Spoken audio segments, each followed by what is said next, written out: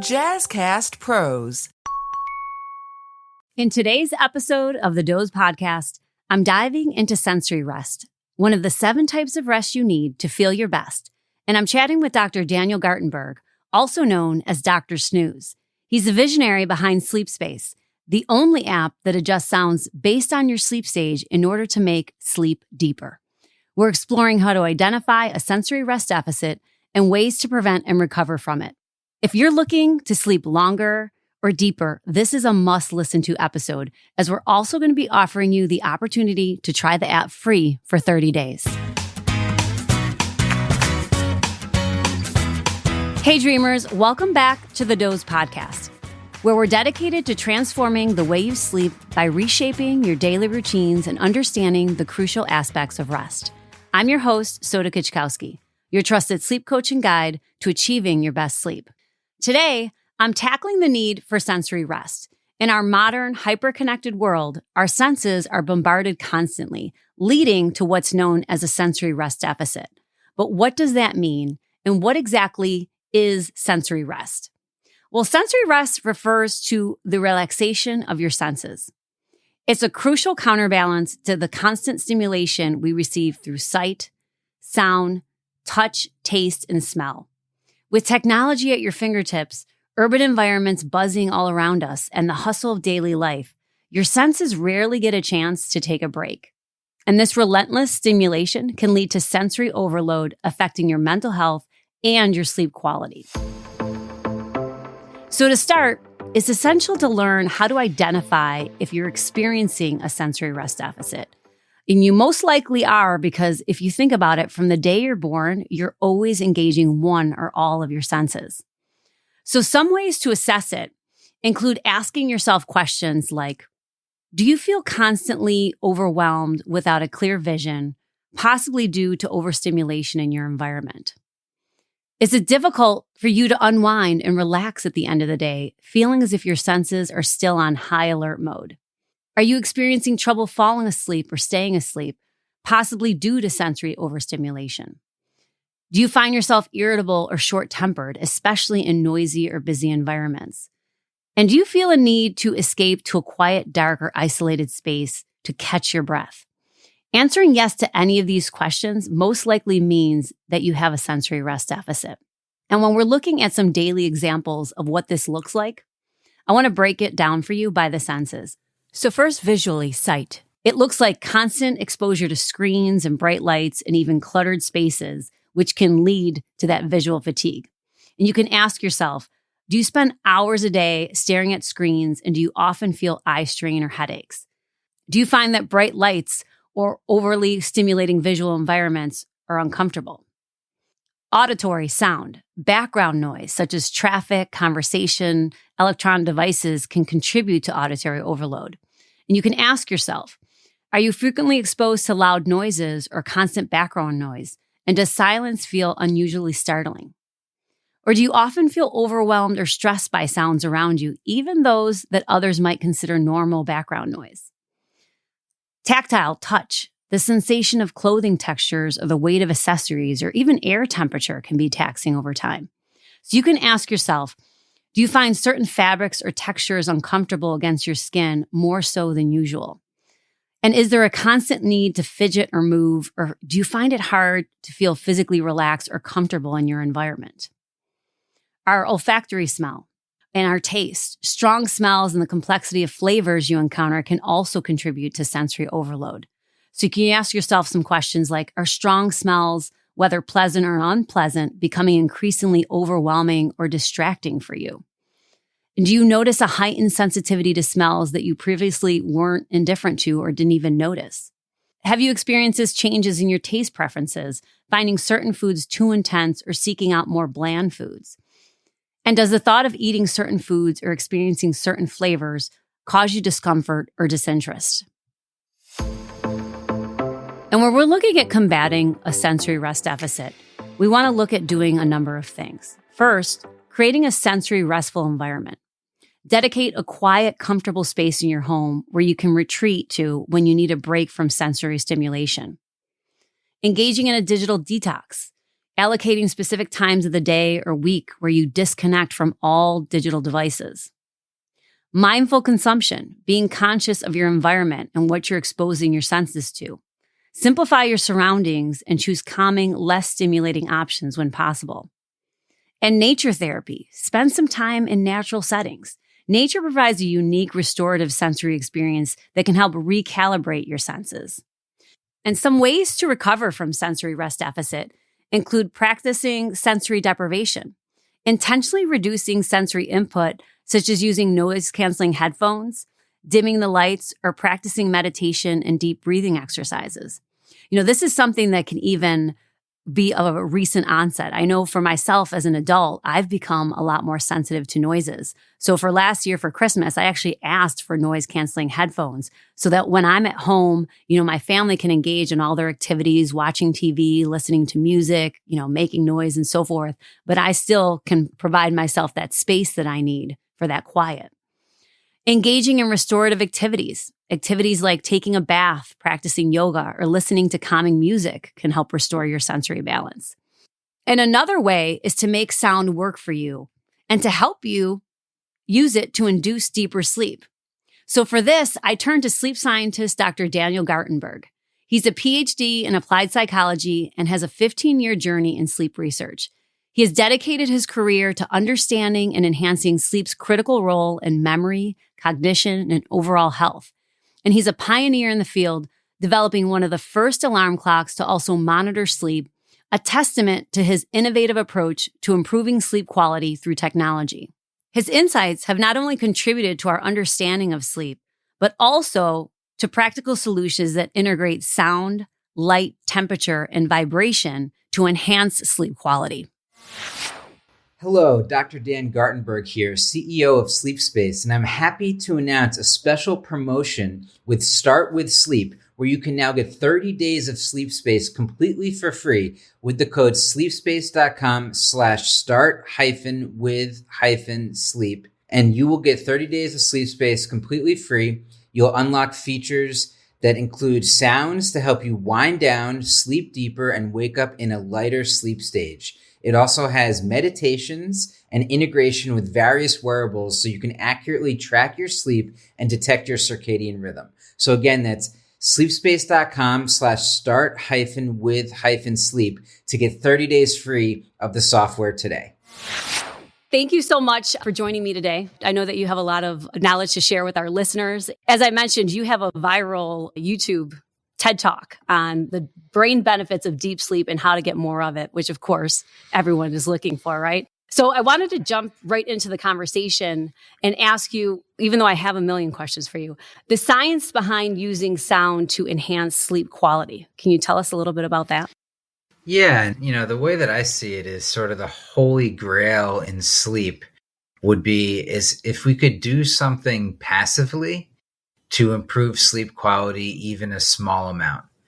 And that has never been shown to be really accomplished before. And that's what's made me passionate about this field for 15 years now, is what if we could change sound, we could adjust light, and maybe even adjust temperature throughout sleep to give someone deeper sleep every single night. So those are sort of the big three in my mind for how it can be done. And the ones I focus on the most, though I know enough to be dangerous with temperature, are sound and light. So can we create an environment in our bedrooms with sound, with light, such that these stimuli are presented to us in specific ways to make our sleep deeper? And this is the rabbit hole that I've been going down for quite some time now. I've had some successes. I've also had some failures, but there's a bunch of common sense things that we can do with sound that can definitely help. So I'm happy to share what those things are. Like, as I mentioned, in the second episode, I want to get into the SleepSpace app, but in particular, the application that you've created, SleepSpace, with the different soundscapes that you have. Because everyone always asks about white noise, right? There's pink noise, there's brown noise. When you're talking about deep sleep specifically, what type of sound are you talking about? Yeah, so we go at deep sleep with a couple of noise strategies. We call it a sleep journey. And so let's just break this up into phases. In phase one, we kind of want to bring your hyperarousal down. We want to bring down your sympathetic nervous system, but we also sort of want to capture the brain's attention. So I structure it with usually ocean waves for the first like 20 minutes. And then throughout the entire night, I prefer, and you can do white noise, you can do brown noise. I think pink noise is actually the best for the human ear. It's sort of a more pleasant sound. And so we will play that all night long. It's just a sound machine, but this has been shown to black out noise pollution, and noise pollution has been really shown to negatively impact sleep. It's actually like a socioeconomic issue because in poorer communities, it's usually louder in those environments. And so one of the reasons why poorer communities might have worse sleep is this noise pollution in their environment. And there's some great scientific investigations showing that. So our solution is what we call a smart sound machine. So it's not your normal sound machine that just plays sound continuously throughout the night. Mm-hmm. We'll actually measure your sleep while you're sleeping, which is technologically difficult, and then adjust the sound based on that biofeedback. So essentially every 30 seconds, our system can detect which stage of sleep you're in. And if you're asleep, we'll actually make the pink noise slightly louder to more effectively block out a snoring sleep partner. Yeah, I had actually read something about sound that like every 3 to 6 months, we actually have to change what we're listening to because our brain, right, is very active. So it starts to filter out that noise. Can you speak to that a little bit? Yeah, I mean, we actually sort of want to filter it out to some, you don't want it to be annoying, basically. But that's why you want to change like how loud it is, or you want to change what the soundscape is because your brain gets acclimated to it, right? So then you kind of filter it out and it's no longer effective. Yeah, I mean, to some degree, I've never changed it and I've never had any issues with it. It's just like a loudness thing. You want it to be the right sound pressure. And that's the hard part about delivering sounds throughout the night.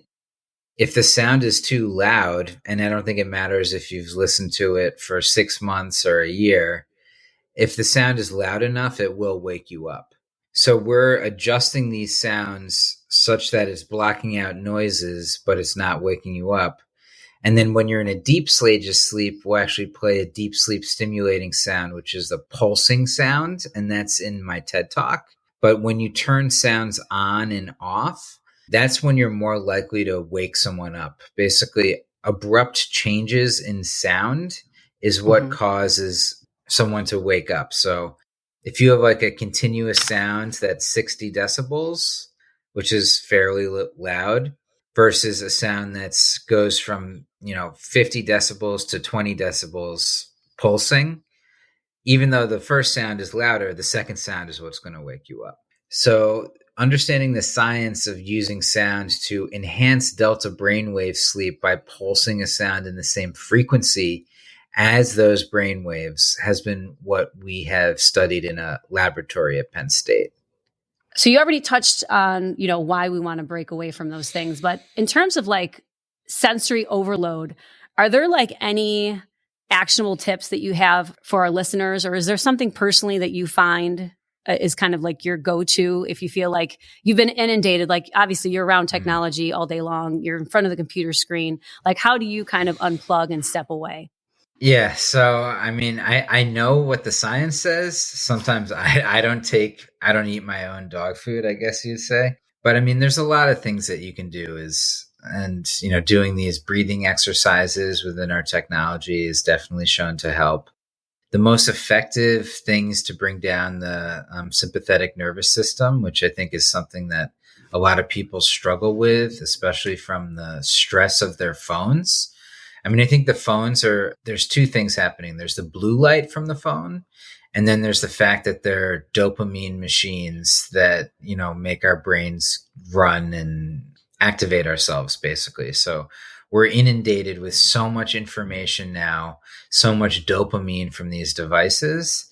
It's hard to take a step away. And, I'm recommending a meditation that can be played with the phone. In the same sense, I think it's good if some of this technology can be done without activating the phone. And so that's a tension that we try to navigate, is how do we use the phone because it's a powerful sensor, but also put it in its place away from you at night. So getting away from the phone is actually one of my main suggestions for bringing down the sympathetic nervous system, their fight or flight, and bringing you into a parasympathetic relaxation state. There's new technology coming out, but the proven meditations, at least, are progressive muscle relaxation, body scan, diaphragmatic breathing. Box breathing is a little bit easier. We have like visualizations too within our software. So like going to a waterfall, listening to the waves. So like they'll walk you through a journey. Sometimes that's easier for people that aren't very familiar with meditation, but there's lots of things that can work for you. One of my best hacks when I'm particularly stressed out is a warm bath. There's a dual thing that happens there. So, it relaxes me, but also actually elevating your body temperature before bed, elevating the, like with a sauna. So actually reduces your internal body temperature. So when I expose myself to warmth, my body responds by internally getting cooler, and actually having a cooler body temperature helps you fall asleep. So that's why taking a warm bath and actually wearing socks, it's another small hack, are two things that you can do to help you fall asleep when you're particularly wound up for the day. Other quick tips are go to bed when tired. So if I am wound up for the day, something happened at work, the thing that is intuitive is like, oh my God, I'm so stressed. I'm not going to be able to fall asleep. I should go to bed much earlier. Yeah. To get the sleep I need. I understand the logic there, but you should actually do the exact opposite, because what's going to happen is you're going to go to bed. You're not going to be tired. You're going to roll around for 2 hours and associate your bed with not sleeping. So when I'm particularly stressed out, everyone's different, but I'll actually do an iteration of work because I'm sort of a workaholic and that relaxes me. It'll be a certain type of work, not one that's going to keep me going. Right, absolutely. Thank you for that. And I can totally identify with that, because I tell people, like I mentioned about the blue blockers, I'm like, I'll miss my bedtime every single time if the lights weren't doing what they were supposed to. I'm like, I talk about this all day long, but it can still happen to me. So, we can all fall into those habits. Sure. So in terms of the research and where you see it going in terms of, well, how it can impact our sensory rest, but just in fact, our sleep in general, where do you see kind of the trajectory for sleep applications? Yeah, I mean, there's so many things now, and I'm literally consulting for like 5 sleep companies right now. So I'm at the forefront of what's possible. In the future, I think you're going to have an assistant guiding you on a personalized journey that helps you with your sleep. One of the companies that I'm working with is this company called Coco Home. They have like a Google Assistant like thing. And this is just one cool example. And we submitted this to the sleep conference this year if you're heading there. But basically, after 15 minutes of not being able to fall asleep, if you have insomnia, so that's a type of sleeper, this wouldn't be for a normal sleeper, it will alert you've been in bed not sleeping for 15, 20 minutes. You should get up and do something else, which is one of the main directives in cognitive behavioral therapy for insomnia. So imagine these devices continuously monitoring you and then nudging you in the right behavior direction to accomplish the goals that maybe you set with your coach or clinician. And I think that's sort of the future of Internet of Things devices augmenting sleep. Now, do you see limitations with that, and that some of these, the wearable devices, you could just be someone who's like a restless sleeper, or you could be someone who's laying in bed just staring up at the ceiling, not moving, so it can't make that kind of distinction? So how is it tracking exactly to let you know that you've been in bed for too long and that you are in fact not sleeping unless it's measuring those brainwaves, right? Yeah. And I mean, it's a really hard question and a very technical solution to deliver the right thing for the right person. And you can imagine a lot of scenarios where you do the wrong thing. So I think it's almost a usability question, UX experience question. I think there needs to be some kind of oversight by a human, whether it's you or a coach or a clinician, setting these routines or behaviors. I would only set that routine to wake you up after 15 minutes once we identify that you're not a weirdly restless sleeper and that you actually have insomnia. So there needs to probably be some human intelligence creating these routines, but then the routines, once they're appropriate, can be a powerful thing. No, absolutely. And that's where, I think you and I are always in agreement with that in terms of AI. Like there's never going to be the absence of that human element because you're going to always have to have that. I mean, you can have accountability through technology, but it isn't the same as having someone there as a support or really looking at the data and understanding what it means or how it applies to you or how it doesn't apply to you. Right.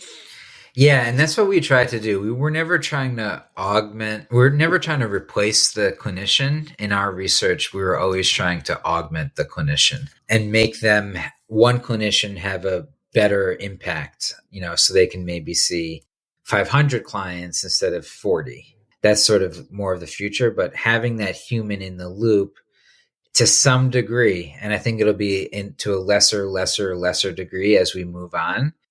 But at least to start, you need that human, and probably always to some degree. No, absolutely. Okay. So throughout your career, what has been the most surprising or unexpected lesson that you've learned about sleep?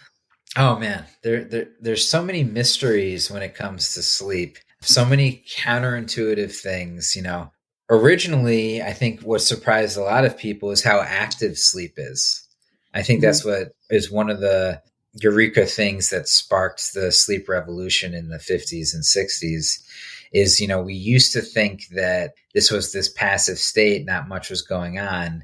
Now we know the brain is super active doing all of these things. I think the fact that we can manipulate those things with sound was a big revolutionizing piece of information, something called targeted memory reactivation is this idea that we can literally impact our dreams through different stimuli that we expose ourselves to the day and at sleep. That was a big surprise that we can actually manipulate our consciousness through different stimuli that we present during sleep.